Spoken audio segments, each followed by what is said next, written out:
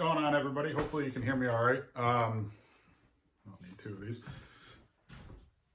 So this is another update. Not a whole lot of things have gotten done so far. Still waiting on the spray foam guy to come over and do the ceiling. Still got to get everything prepped in here for that. Get some plastic on the walls, something on the flooring. So the least amount of cleanup I have to do when he's done, the better. So far, but I do have 3 mistakes that I've made so far, and it's just because I kind of rushed through things that didn't really plan ahead. So there's going to be they're mistakes, but it's also an opportunity to do something a little bit different in those areas. You know, maybe as a like a focal piece or something like that. So it's just not all plain pine, tongue and groove on the walls and everything. So the first mistake. Well, let's do what I've gotten done so far. So for the update, follow along. I finished off my insulation of this wall here. The reason it doesn't go all the way up to there is because there is actually original old flooring in here, and it goes all the way up there. So what I'm going to do there, I'm actually going to put like 6 or 8 inches of insulation you would do in the ceiling.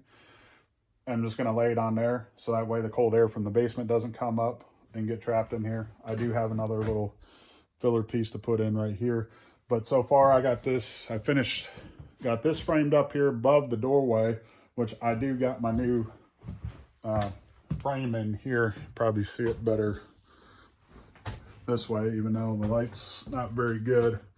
But I got this framed out here, and I got it. So this is going to be nice in line with that wall. So everything's going to look good here. I still have to go through and build this door, and I got a kind of an idea in my head what I want to do. The doorway is going to be roughly around 47 inches wide. So that's definitely going to be big enough. So for anything I want to move in and move out. So that's one of my first mistakes. Because you can see, there we go, there's line there, and I didn't frame this out and didn't insulate it, so there's going to be a hard line right there where the rest of the tongue and groove is going to go across if I choose to put tongue and groove there. Now that's the one place where I could, if I wanted to do something different, maybe get some barn board or maybe do some type of design there that will make it look better. The other spot, and I got this interior wall over here, I got this insulated and framed up because there was no, I poked a hole in that wall and there was no insulation. So same thing.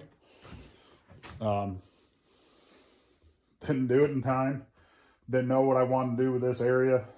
And now I have a hard line with the tongue and groove. So this is another area, which I have planned for this is, I'd like to set an air compressor there, probably a smaller one for right now. It's just, I mean, it's not going anywhere. I could set this 600-pound stove on there and it wouldn't do anything. But it makes an opportunity to maybe put some plywood there or something like that, make a tool wall or something so it doesn't look, in my opinion, it won't look all that terrible because I didn't plan ahead and didn't just get that framed out and insulated with the rest of that wall and ran the tongue and groove all the way down. And that's what I should have done. And I'm kicking myself now, and now I have to do, you know, I have to do a little bit figuring out to make it look nice. So then we go over here for the third spot, which it is a mistake, but I still don't know. I'm not really sure what I want to do here. This still has to get, this wall I moved over here. This was like a couple, 2-3 feet out. I did move it back, so it gave me more room in the shop. And then this area here with all the stuff in it, that's going to be where I'm going to put sewing machines, bow press table, stuff like that, workbenches for that type of stuff between bow hunting and guns and stuff like that. That's what that room's going to be there. I still need to, and that's part of the reason why I didn't really finish this part off up here is because I wasn't sure what I want to do for closing off the bathroom here and what this was originally meant for. This space was originally meant for a 1-bedroom apartment, but it's being converted now. So I'm not sure how I want to do this as far as the doors. If I know I need doors on this because I want to keep the dust and everything away from the sewing machines and all that stuff in there. I want to keep the sawdust dust in this part of the room over here where it's being generated. So that's one of the reasons why I never really finished that, and then just ran the pine tongue groove across there. I'm gonna have to put a couple more. I'm gonna have to do some more insulation right here. Just throw this up here, get this finished off with some. Man, I can't really remember what those things are called, but it's non-faced insulation. And then it's hard to see, and I'm not sure if you can, but up in there, that's exposed to the outside. So I'm hoping I can get the spray foam guy just to seal that off too. If not, I'll have to shimmy up in there and put some paper face insulation in there to help out with the overall heating of the building. And then same thing up over in here. You really can't see it, but up, yeah, there we go. Up in there, that's open to there's a steeple above it. So, and then this space out here is all open. It's not going to be heated. So from the doorway here back, it's all going to be heated. So I'm going to hopefully, if I can get him to do just a little bit of that little bit of extra for the same price, that'd be nice. Even if it's just just an inch of closed cell spray foam, that'd be great.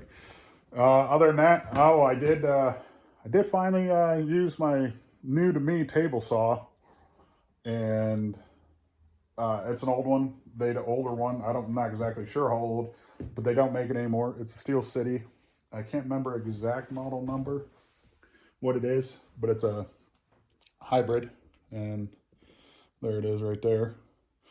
And unfortunately, I bought it. I got it for a good price. I think it was $300, maybe, or less.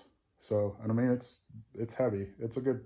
I think the manual says like 350 or 380 pounds. So it's definitely got pretty sure there's cast iron tops on them. The bad thing, what happened was when I moved this up here in this space to store it until I figured out where I could have a place to put it and do all this stuff, the top rusted on me. Thankfully, it was only surface rust, but from scouring around YouTube and everything, I found the easiest and really just perfect way to clean this off. And it's definitely, and it wasn't that hard. I should have took a before picture, but it was good. I actually, I ended up just soaking it with WD-40, and then I had some, and it was rusted enough where even after I let it soak the WD-40, it just didn't wipe off with a rag or towel or anything like that. So I had to get some sanding paper and put it on this ortable sander, and I used 220, and it looks honestly, as when I remember what it looks like is like when I picked it up. It looks really good, and just not a bit of rust. I did come up earlier today and put some paste wax on it. A couple things I do got to do with it for right now. I definitely got to get some different tape, because that's just, it works for now. I made some cuts the other day with it for some plywood, and it worked fine. Measurements were good. The fence is nice.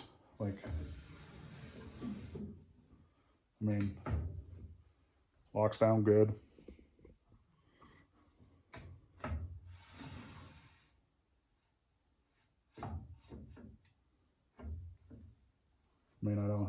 Doesn't look like I have to do any adjustment. It looks like it's right in line there. But anyway, so I got to get I'm going to get some fast cap tape to replace these ones with, because both sides are unfortunately coming up. And then I have the paddle. I just got to put the paddle back on. And other than that, that's about it. So, and level back out the feet and stuff, because I don't know if you can tell, but it's tilted. So put you back over here. Other than that, that's about it. Wow, we went 10 minutes. That's a lot. Yeah, I think that's about it. Rifle season in Pennsylvania is over tomorrow as far as whitetail. And then we're going to kick back up with archery and flintlock the day after Christmas, which I can't wait for that. Oh, I did get a different, I fixed the kerosene / diesel giant torpedo heater, which would be that thing right there. Apparently, when those things, after they sit for a while, the fan inside of them can stick. So since I've been using it, and that's what I figured out, you can feel it when you rotate the fan. Don't do that stuff when it's plugged in or on or anything. You'll, digits. I just turned it, and I turned it enough to get it past the stuck spot, and then turned it on, fired right up. So there is a video I found where you take it apart, put some graphite, something like that, in there, and it will lube it back up, so you won't have to have that issue. But thankfully I got that back, and like I said, I can either run kerosene or diesel. I got kerosene in it right now. I'm gonna run all that out, clean that out, and then I'll end up going back to diesel, because unfortunately where I live, nowhere around town sells kerosene anymore.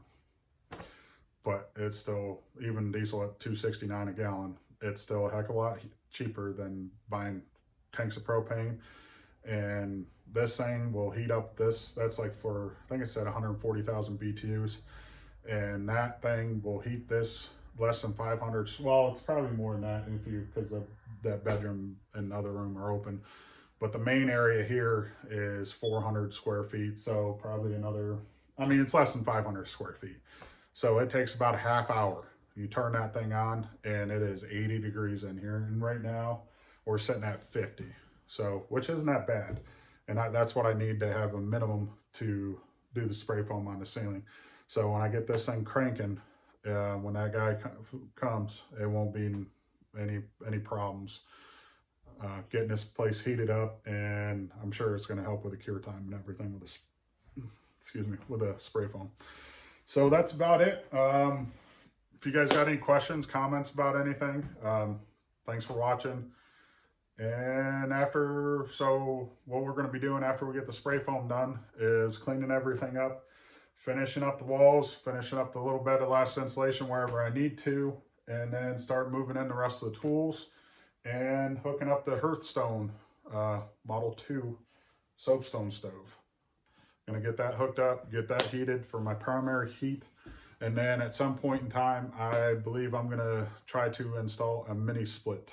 I think they're around $700, so I'm gonna try to get one of those installed. And a lot of this stuff that I am doing is it's twofold, because if for whatever reason I end up moving out of this space, then the space is pretty much done, insulated, heated. Have a, with a mini split, have a, they have heat pumps and air conditioner on it. So it won't be that hard to convert it back to, if I wanted to convert it back to an apartment and rent it out. If I end up finding a bigger space or something else, I end up going somewhere else and have to do this all over again. And that's about it. But like I said, thank you guys for watching. I appreciate it. I know, not a lot of you guys watch it right now or anything like that, but it's just something I like to do and documenting this stuff. And that's about it. And hopefully some point in time when I get all this stuff set up, I will do a tabletop review of my saddle, my DIY saddle, my sticks, my platform. I just got a new mission platform supposed to be coming today. So that's awesome. I guess one quick thing about my sticks. I know this is video's kind of all over the place, a little long, but my sticks, overall stick length are 24 inches, but my stick spacing, or my step spacing on my sticks from top of the bottom step to the top of the top step is 22 3/4. And I'm a taller guy. I'm 6'2". I don't have short legs. I think proportion wise, my legs to my upper body are look normal, at least I hope. Anyway, so what I have to do, what I found, even though at my length, especially when I have heavier gear on, I need to tilt over to lift my leg up high enough to get it up on the top step. And that is not something I want to do. It's not something anybody should do. I don't think it's safe. I don't think it's just a giant pain in the ass is what it is. And so right now, until I can get my hands on some out on a limb Shakars, the fixed ones that are, I'm gonna get some 20-inch overall lengths. So that should hopefully put me around 18-inch spacing steps and run those. I'm gonna be moving my bottom step up, and then I'll show you, well, I'll go over when I do my overall, and then I'll show you guys what I'm gonna do as far as that. So stick around for that video. Not sure when it's gonna come in, but I don't know. Maybe in a couple days or something. I don't know. Could be a couple weeks. It's gonna be a bit. But anyway, so see you on the next one. See you, everybody.